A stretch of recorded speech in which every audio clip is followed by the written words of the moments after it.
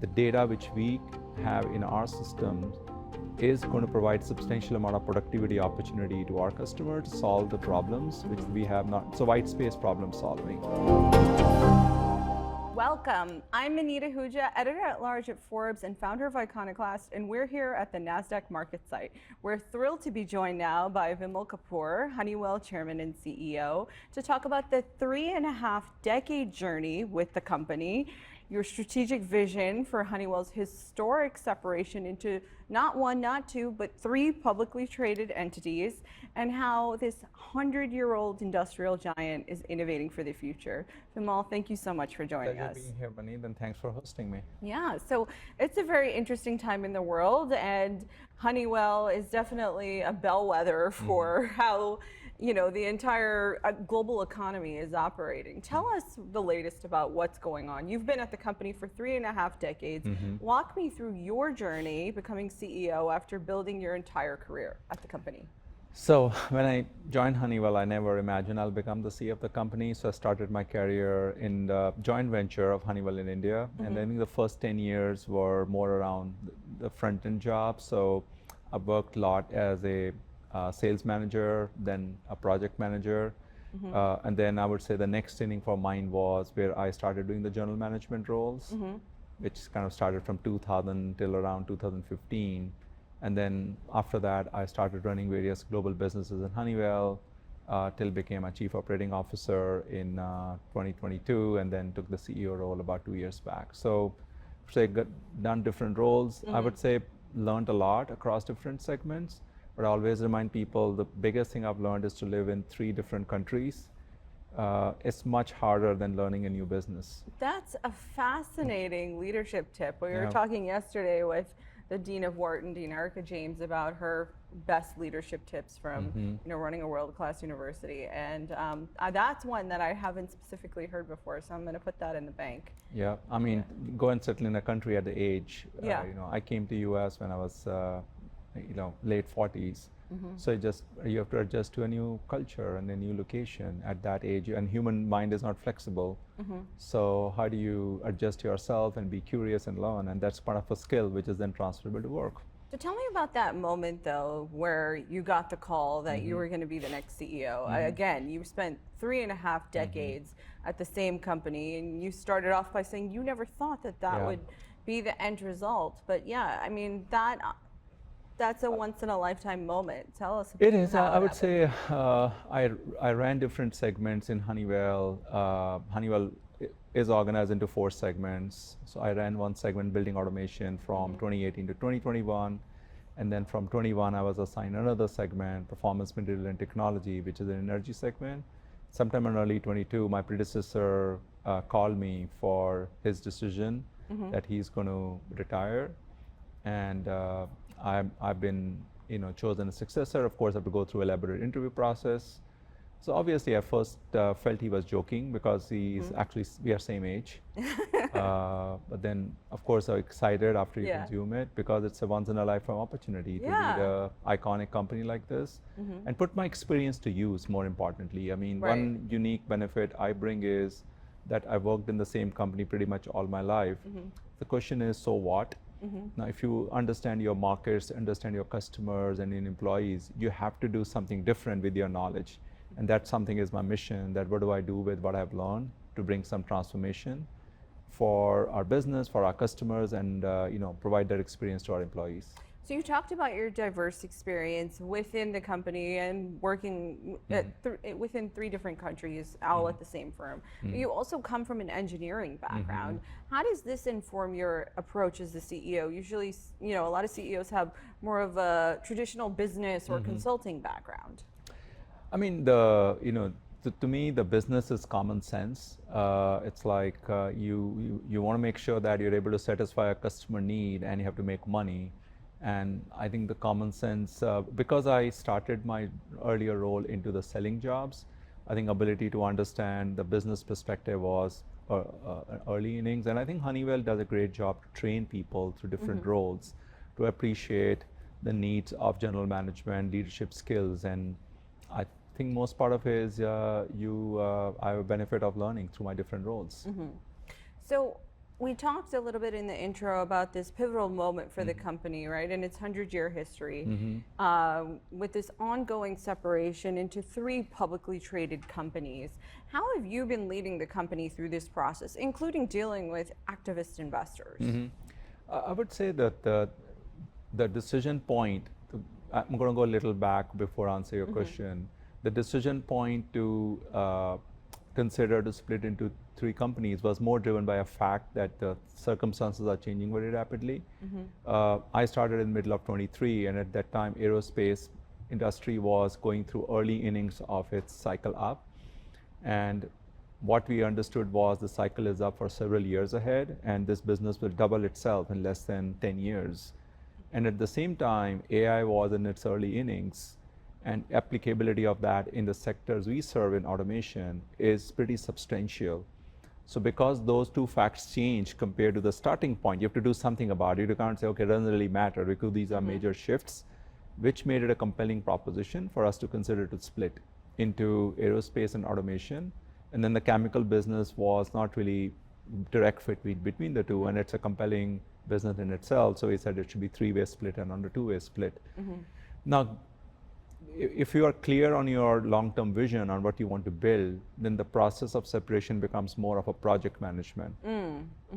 Because you're clear on what are you building, so every decision is informed by your vision, your clarity, and you're able to cascade that to your team. Because if you're confused, then you're changing your mind all the time. Now I think we can try this and we can try that. So fundamental differences, we are absolutely convicted on the future of each of these companies. Therefore, every decision is informed by the compelling future we are building, and we need to manage tactical tasks of creating public companies and separating our legal entities and IT system.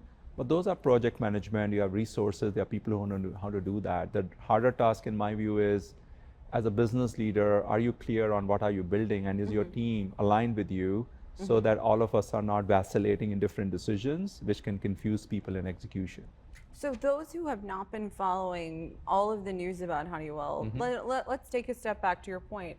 Tell us what the separation, Honeywell is going to look like post-separation into which specific entities? Yeah, so 3 entities. The first one will come out in Q4 this year, which will be specialty chemical business, about a $4 billion revenue and about $1 billion EBITDA.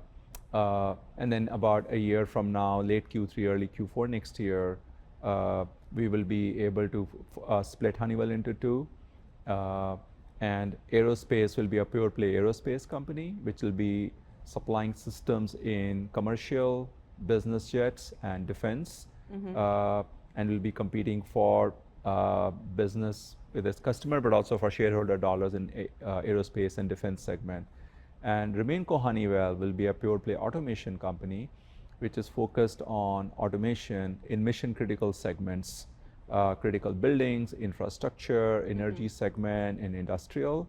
And it then allows shareholders to have a choice of a pure play automation, pure play aerospace, or a pure play specialty chemical. So what comes out of it is 3 very compelling businesses, which are each of them is very capable. One little sidebar is we also realized in 23 when we were doing analysis that there is no one large cap of 100 billion market cap in automation anywhere in the planet. So that became also, I won't say it's a mission or a passion to say why it's not that possible, why it has not happened, because it's something which is so ingrained in our life. But somehow automation businesses are part of some big companies, and no standalone company is able to create that scale.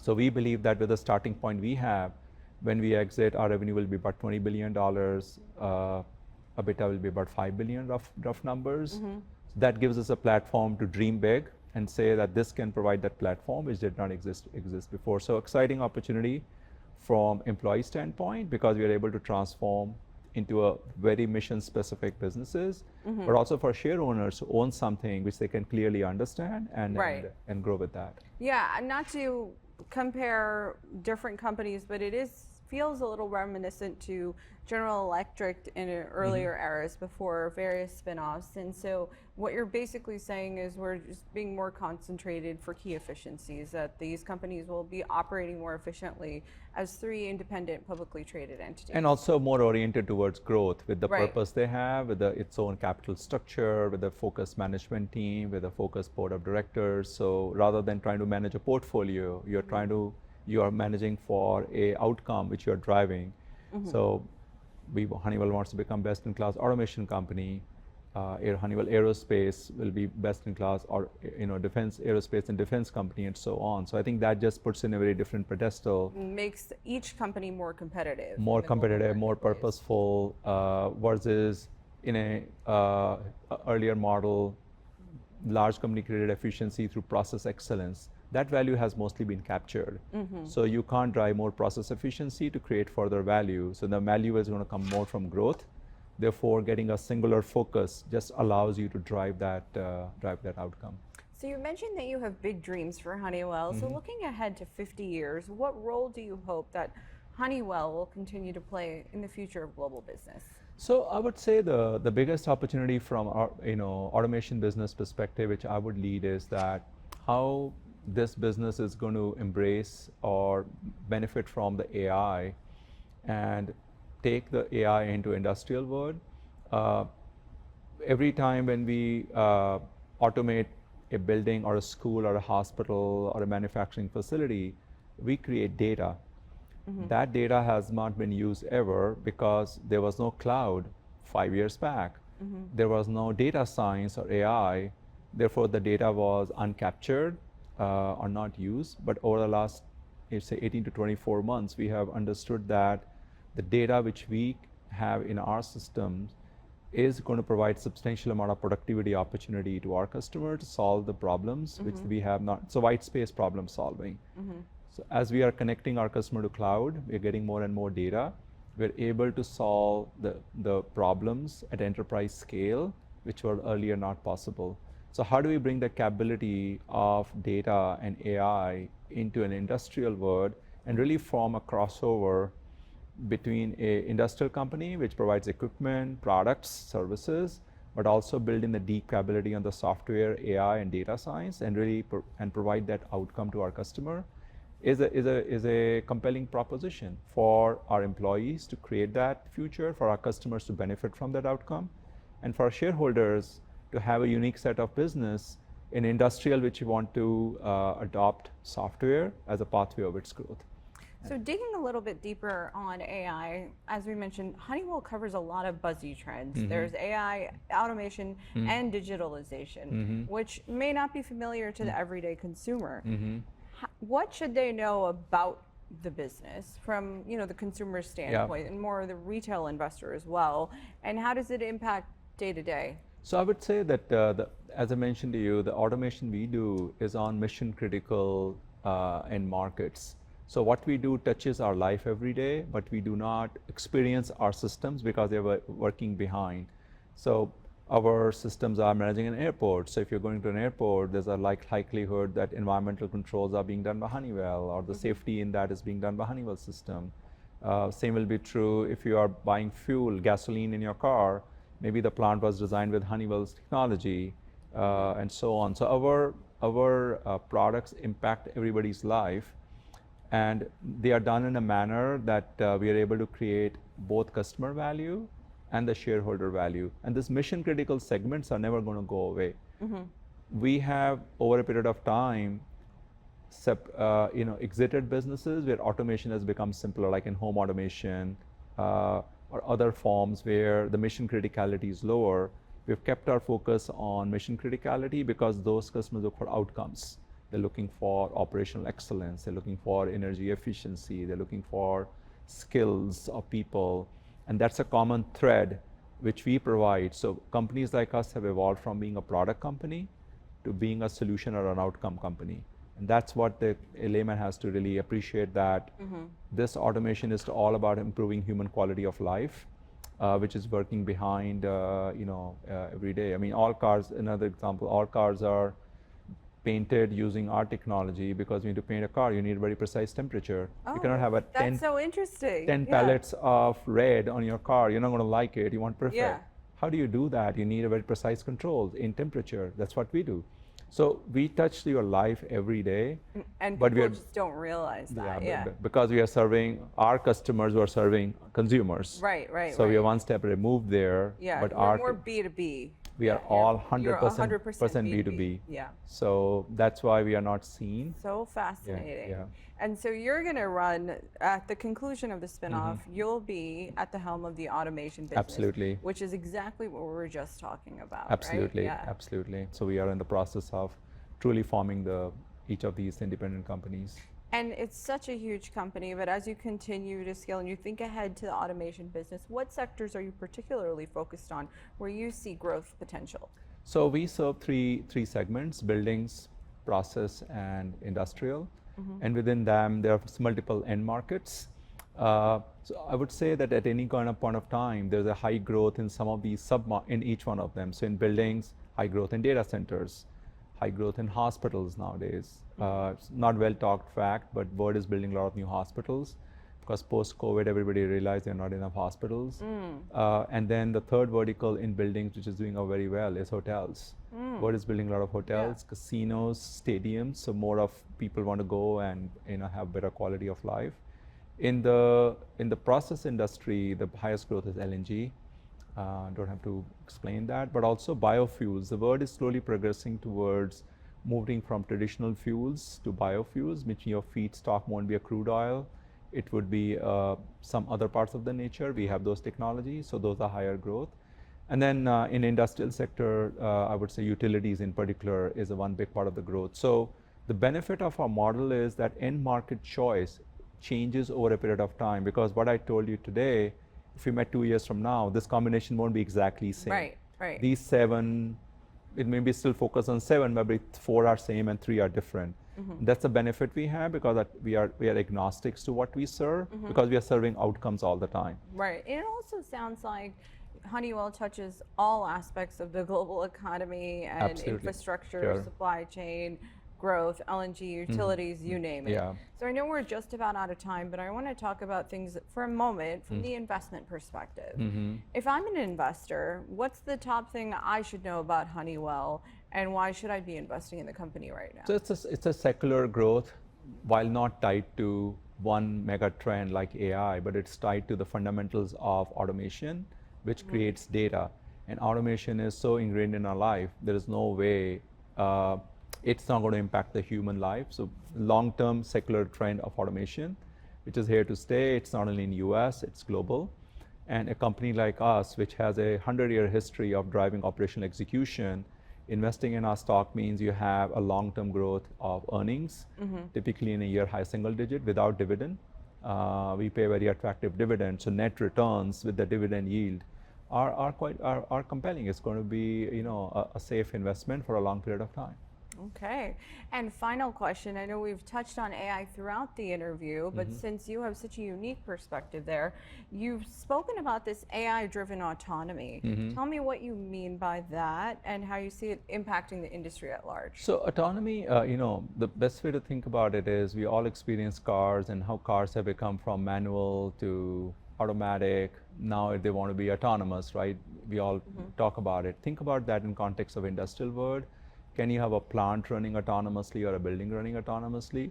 The problem we are solving is not we're trying to eliminate humans. The problem we are solving there is lack of people available to run these operations, maintenance, because lesser and lesser skilled people want to do these jobs. So autonomy for us is to automate some part of these processes, so that you need, if instead of 10, you may be able to work with 9 people or 8 people. At the same time, more and more agents coming in and more autonomy coming in, lesser skilled people are able to perform the same work. So to me, our autonomous journey is going to be fewer behinds compared to cars, but we are going to follow pretty much the same pattern of from manual to automatic to agent-based to semi-autonomous to full autonomous. So it's a journey which has to go through. But that's the power of data and AI I mentioned earlier, which we're going to use to transform our business. And it sounds like that's going to create a lot of opportunity. Absolutely. That's what really excites us. All right, Vimal, thank you so much for Thank you joining very- us. thank you I'm very- Maneet Ahuja, Editor-At-Large at Forbes, here at the NASDAQ Market Site.